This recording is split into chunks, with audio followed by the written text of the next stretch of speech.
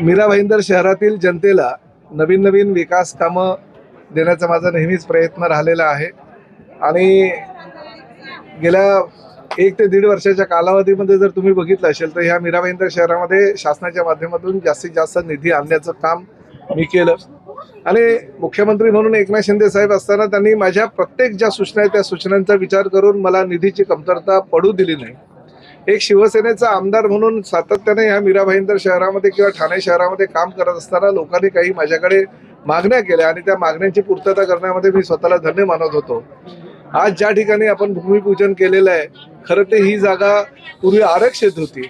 नगरविकास खात्याचे मंत्री म्हणून एकनाथ शिंदे साहेबांनी या ठिकाणचं जे पूर्वीचं आरक्षण होतं ते काढलं आणि एक जिम्नॅस्टिक सेंटरचं आरक्षण या ठिकाणी आपण टाकलेलं आहे आणि ह्या जिम्नॅस्टिक सेंटरमध्ये तब्बल 38 कोटी रुपये खर्च करून आपण जिम्नॅस्टिक सेंटरचं काम आता भूमिपूजन आज केलेलं आहे। ठेकेदाराला कार्यादेश देण्यात आलेला आहे।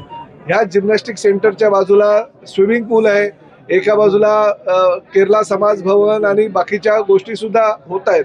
कारण मोठा भूखंड आहे, ह्या मोठ्या भूखंडाचा उपयोग सर्वसामान्य मीरा भाईंदर शहरातील जनतेला आणि प्रामुख्याने आमच्या तरुण सगळ्या कलाकारांना आणि त्याचबरोबर विद्यार्थ्यांना होणं गरजेचं आहे। म्हणून हे जिम्नॅस्टिक सेंटर मी मंजूर करून घेतलं आणि 38 कोटी रुपये ही काही छोटी अमाऊंट नाही आहे, परंतु राज्य शासनाच्या माध्यमातून तो निधी महानगरपालिकेकडे वितरित झालेला आहे। निविदा प्रक्रिया झाल्या, ठेकेदाराला कार्यादेश देण्यात आला।